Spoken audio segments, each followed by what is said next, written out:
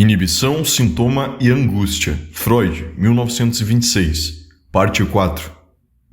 Consideremos, em primeiro lugar, uma zoofobia histérica infantil. Por exemplo, a fobia de cavalos do pequeno Hans, um caso certamente típico em seus traços principais. Já à primeira vista, percebemos que, num caso real de doença neurótica, a situação é bem mais complicada do que podíamos imaginar enquanto lidávamos com abstrações. É preciso algum trabalho para resolver qual é o impulso reprimido, qual o seu sintoma substitutivo e onde se acha o motivo da repressão. O pequeno Hans se recusava a sair à rua, porque tinha medo do cavalo. Esse é o material bruto do caso. Qual é o sintoma? O desenvolvimento da angústia, a escolha do objeto da angústia, a renúncia ao livre movimento ou várias dessas coisas ao mesmo tempo? Onde está a satisfação que ele proíbe a si mesmo? Por que ele tem de se proibi-la? Inicialmente, pode-se responder que o caso não é tão enigmático. O incompreensível medo dos cavalos é o sintoma. A incapacidade de sair à rua é uma inibição, uma restrição que o eu impõe a si próprio, para não despertar o sintoma da angústia. Vê-se que a explicação deste último ponto é claramente correta, e essa inibição não será considerada na discussão subsequente. Quanto ao sintoma presumível, um conhecimento ligeiro do caso não nos mostra sequer sua verdadeira expressão. Como percebemos numa inquirição mais precisa, não se trata de uma angústia indeterminada ante um cavalo, mas da angustiada expectativa de que será mordido por ele. De fato, esse conteúdo busca subtrair-se à consciência e ser substituído pela fobia indeterminada, em que apenas a angústia e seu objeto aparecem. Seria esse conteúdo, então, o núcleo do sintoma? Não faremos nenhum progresso enquanto não considerarmos toda a situação psíquica do menino, tal como ela se desvenda no curso do trabalho analítico.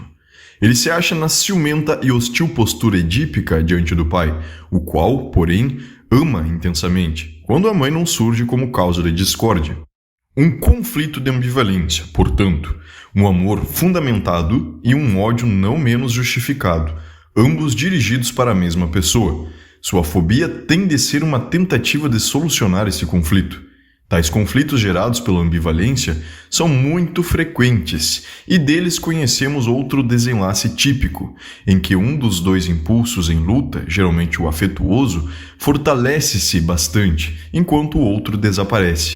Apenas o caráter exagerado e compulsivo da afeição nos revela que tal postura não é a única presente, que ela está sempre em guarda para manter suprimido seu contrário, e nos leva a imaginar um processo que caracterizamos de repressão por formação reativa, no eu. Casos como o do pequeno Hans não evidenciam tal formação reativa. Claramente, há caminhos diversos para sair de um conflito de ambivalência. Outra coisa percebemos com segurança nesse meio tempo. O impulso instintual que sofre a repressão é o impulso hostil em relação ao pai. Obtivemos a prova disso, na análise, ao rastrear a origem da ideia do cavalo que morde. Hans viu um cavalo cair, também viu cair e se ferir um amigo com quem brincava de cavalinho. A análise nos autorizou a imaginar em Hans o desejo de que o pai caísse e se machucasse, como o cavalo e o amiguinho. As relações entre isso e a partida de alguém, por ele observada, fazem supor que o desejo de eliminação do pai também teve expressão menos hesitante. Mas tal desejo equivale à intenção de eliminá-lo ele próprio, ao impulso homicida do complexo de Édipo. Até o momento, não há ligação entre esse impulso reprimido e seu substituto, que supomos existir na fobia de cavalos. Simplifiquemos agora a situação psíquica do pequeno Hans, dispensando o fator infantil e a ambivalência. Digamos que ele seja um jovem servente de uma casa, enamorado da patroa e que goza de certas demonstrações de afeto por parte dela. É seguro que odeia o patrão, mais poderoso que ele, e bem gostaria de sabê-lo afastado. A consequência mais natural dessa situação é que ele tema a vingança desse patrão, que nele desenvolva um estado de angústia diante dele, exatamente como a fobia do pequeno Hans diante do cavalo. Isto significa que não podemos caracterizar como sintoma a angústia dessa fobia. Se o pequeno Hans, enamorado de sua mãe, demonstrasse medo diante do pai, não teríamos o direito de lhe atribuir uma neurose, uma fobia. Estaríamos diante de uma reação afetiva perfeitamente compreensível. O que a torna uma neurose é unicamente outra característica, a substituição do pai pelo cavalo. Esse deslocamento, portanto, produz aquilo que pode ser denominado sintoma. Ele é aquele outro mecanismo que permite a resolução do conflito de ambivalência sem a ajuda da formação reativa. É tornado possível ou facilitado pelo fato de os traços congênitos do modo de pensar totêmico ainda serem facilmente reanimados nessa tenra idade. O fosso entre animais e seres humanos ainda não é reconhecido, certamente não é tão enfatizado como vem a ser depois. O homem adulto, admirado, mas também temido, acha-se ainda no mesmo plano que o grande animal, que a criança inveja em tais coisas, mas contra o qual é admoestada, já que pode ser perigoso. Portanto, o conflito da ambivalência não é resolvido na mesma pessoa, mas contornado, por assim dizer, voltando-se um de seus dois impulsos para outra pessoa como objeto substitutivo. Até aqui tudo está claro para nós, mas em outro ponto a análise da fobia do pequeno Hans nos decepcionou inteiramente. A distorção que constitui a formação do sintoma não é feita no representante, o conteúdo ideativo, do impulso instintual a ser reprimido, mas em um completamente diferente dele, que corresponde apenas a uma reação ao que é realmente desagradável. Estaria mais de acordo com nossa expectativa se o pequeno Hans tivesse desenvolvido, no lugar do medo ante os cavalos, uma inclinação a maltratar cavalos, a bater neles, ou tivesse claramente manifestado o desejo de vê-los caindo, se machucando, porventura estrebuchando até morrer, a agitação das pernas.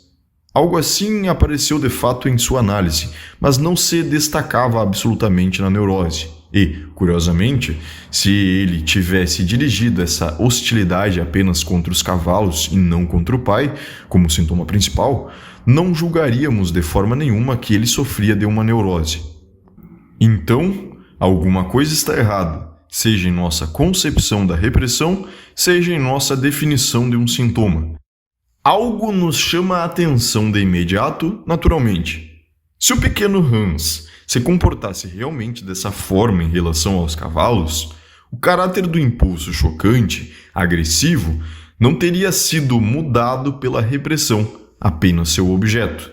Sem dúvida, há casos em que a repressão não faz mais do que isso, mas na gênese da fobia do pequeno Hans ocorreu mais.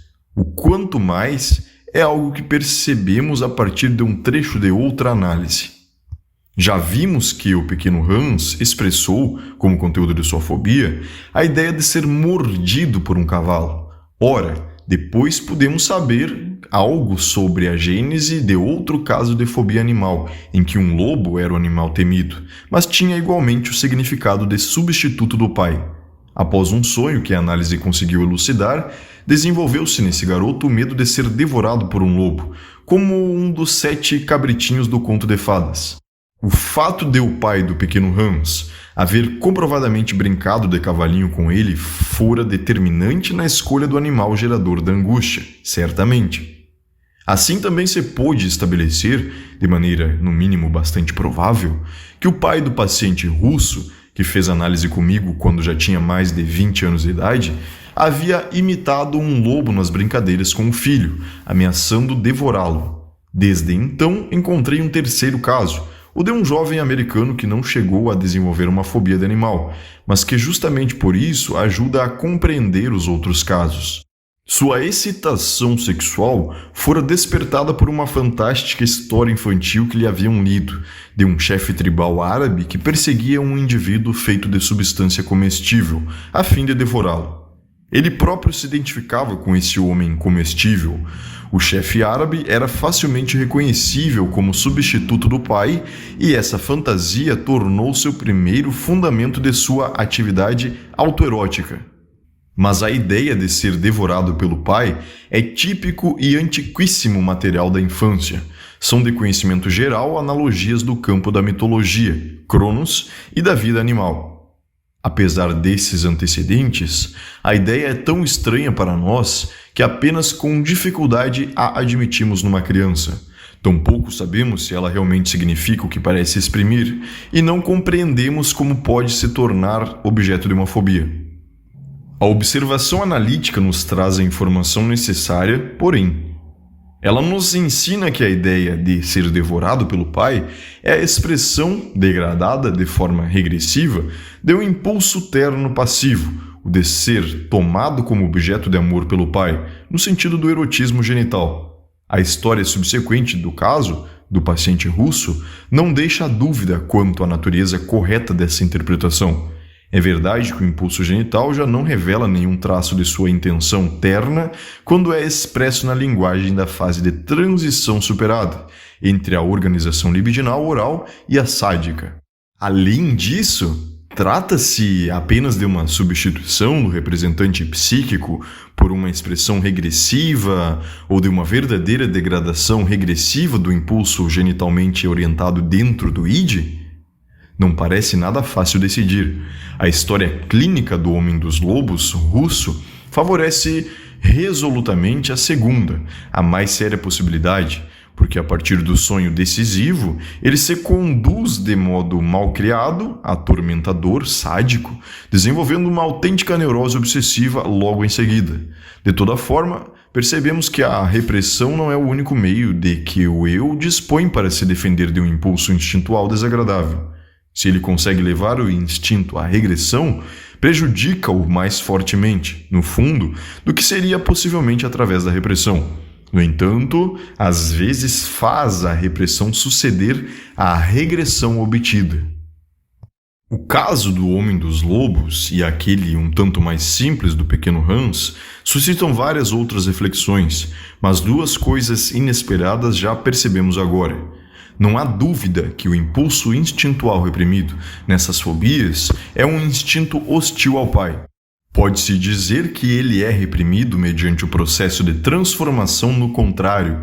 No lugar da agressividade contra o pai, surge a agressividade, a vingança, do pai contra a própria pessoa. Como, de toda forma, tal agressividade tem raízes na fase libidinal sádica, basta-lhe apenas alguma degradação até o estágio oral, que em Hans é apenas insinuado pela ideia de ser mordido, mas no russo é vivamente apresentado no temor de ser devorado. Além disso, a análise também permite constatar, sem sombra de dúvida, que outro impulso instintual sucumbiu simultaneamente à repressão, o impulso oposto, de natureza terna e passiva em relação ao pai, que já havia alcançado o nível da organização libidinal genital, fálica. Esse outro parece inclusive ser o mais importante para o desfecho final do processo de repressão. Ele experimenta a regressão mais pronunciada, tem influência decisiva no conteúdo da fobia. Portanto, ali onde começamos por investigar um só impulso instintual, temos de reconhecer a convergência de dois desses processos. Os dois impulsos instintuais atingidos, a agressividade sádica em relação ao pai e a postura terna e passiva diante dele, formam um par de opostos. Mais ainda, apreciando corretamente a história do pequeno Hans, percebemos que com a formação de sua fobia, também foi abolido o terno investimento objetal relativo à mãe, algo não revelado pelo conteúdo da fobia. Trata-se, no caso de Hans, no paciente russo, isso é muito menos claro, de um processo de repressão que atinge quase todos os componentes do complexo de Édipo, os impulsos hostil e afetuoso em relação ao pai e o afetuoso no tocante à mãe. Essas são complicações indesejáveis para nós, que queríamos apenas estudar casos simples de formação de sintoma em decorrência de repressão, e com esse objetivo nos voltamos para as primeiras e aparentemente mais transparentes neuroses da infância. Em vez de uma única repressão, deparamos com uma série delas, e além disso lidamos com a regressão. Talvez tenhamos aumentado a confusão ao pretender pôr no mesmo saco as duas análises de fobias animais disponíveis, a do pequeno Hans e a do Homem dos Lobos. Determinadas diferenças entre elas são agora evidentes para nós. Apenas do pequeno Hans pode-se dizer com segurança que sua fobia deu conta dos dois principais impulsos do complexo de Édipo, o impulso agressivo para com o pai e o bastante afetuoso em relação à mãe. É certo que também havia um impulso afetuoso em relação ao pai, ele teve um papel na repressão de seu oposto, mas não podemos demonstrar que era forte o bastante para suscitar uma repressão, nem que tenha desaparecido depois. Hans parece ter sido um garoto normal, com o assim chamado complexo de Édipo positivo. É possível que os fatores que não encontramos atuassem nele também, mas não temos como evidenciá-los. Até o material de nossas análises mais exaustivas tem lacunas. Nossa documentação é incompleta. No paciente russo, o defeito está em outro lugar. Sua relação com o objeto feminino foi perturbada por uma sedução precoce. O lado passivo, feminino, acha-se nele bastante desenvolvido, e a análise de seu sonho com os lobos não revela muito da agressividade pretendida contra o pai, fornecendo, isto sim, provas inequívocas de que a repressão diz respeito à atitude passiva, afetuosa para com o pai. Também aqui não se exclui a participação de outros fatores, mas eles não sobressaem. Se, apesar dessas diferenças entre os dois casos, que quase vem a ser uma contraposição, o resultado final, a fobia, é praticamente o mesmo, temos de buscar a explicação para isso em outro lugar. Ela vem da segunda conclusão de nosso pequeno estudo comparado. Acreditamos conhecer o móvel da repressão nos dois casos, e vemos seu papel confirmado pelo curso que toma o desenvolvimento das duas crianças. É o mesmo nos dois casos, o medo de uma castração ameaçada. É por medo da castração que o pequeno Hans abandona a agressividade para com o pai. Seu medo de que um cavalo o morda pode ser entendido, de maneira não forçada, como medo de um cavalo morder-lhe o genital, de castrá-lo. Mas por medo da castração, também o pequeno russo renuncia ao desejo de ser amado pelo pai com um objeto sexual, pois compreendeu que tal relação teria por pressuposto que ele sacrifique seu genital, aquilo que o diferencia das mulheres. Ambas as formas do complexo de Édipo, a normal, ativa e a invertida, fracassam devido ao complexo da castração. A angustiada ideia do russo de ser devorado por um lobo não contém alusão nenhuma à castração. Distanciou-se muito da fase fálica mediante a regressão oral, é verdade, mas a análise de seu sonho torna qualquer outra prova supérflua. É também um sólido triunfo da repressão o fato de nada mais, no teor da fobia, aludir à castração. Eis agora o resultado inesperado. Nos dois casos, o móvel da repressão é o medo da castração. Os conteúdos do medo, ser mordido por um cavalo e ser devorado por um lobo, são substitutos distorcidos do conteúdo ser castrado pelo pai.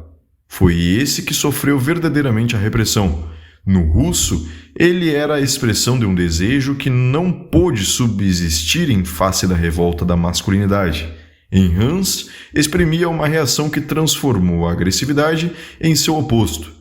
Mas o afeto da angústia, que constitui a essência da fobia, não vem do processo de repressão, não vem dos investimentos libidinais dos impulsos reprimidos, mas da instância repressora mesma. A angústia da fobia de animal é o medo da castração inalterado, ou seja, um medo realista, angústia ante um perigo propriamente ameaçador ou considerado real. Aqui é a angústia que gera a repressão, e não, como julguei anteriormente, a repressão que gera a angústia. Não é agradável lembrar, mas tampouco adianta negar. Muitas vezes sustentei que o representante instintual é distorcido, deslocado, etc., pela repressão, mas a libido do impulso instintual é transformada em angústia. A investigação das fobias, que seria a mais indicada para demonstrar essa tese, não a confirma, portanto. Parece, isto sim, contradizê-la diretamente. A angústia da fobia animal é o medo da castração sentido pelo eu, e da agorafobia, algo que foi menos estudado, parece ser medo da tentação, que em sua gênese deve estar relacionado ao medo da castração. Até onde podemos enxergar, hoje, a maioria das fobias remonta a essa angústia do eu ante as exigências da libido. A postura angustiada do eu é sempre o elemento primário e instigador da repressão. A angústia não provém jamais da libido reprimida. Se eu tivesse me contentado em dizer que aparece um montante de angústia em vez da esperada manifestação da libido após a repressão, não teria nada a retirar atualmente. A descrição é correta, e entre a força do impulso a ser reprimido e a intensidade da angústia resultante, existe a correspondência que afirmei. Mas confesso que acreditava fornecer mais que uma mera descrição. Supunha haver percebido o processo metapsicológico da conversão direta da libido em angústia, algo que hoje não posso mais sustentar. Naquele tempo também não pude explicar como se realiza tal transformação. Mas de onde tirei a ideia dessa conversão? Do estudo das neuroses, quando ainda estávamos longe de distinguir entre processos do eu e processos do id. Vi que certas práticas sexuais como coito interrompido, excitação frustrada e abstinência forçada geram ataques de angústia e uma predisposição geral à angústia. Sempre, portanto, que a excitação sexual é inibida, detida ou desviada em seu caminho para a satisfação. Como a excitação sexual é expressão de impulsos instintuais libidinais, não parecia muito ousado supor que a libido se transforma em angústia por influência dessas perturbações. Essa observação é válida ainda hoje. Por outro lado, não há como rejeitar que a libido dos processos do id experimenta perturbação instigada pela repressão. Ainda pode ser correto, então, que na repressão se forme angústia a partir do investimento libidinal dos impulsos instintuais.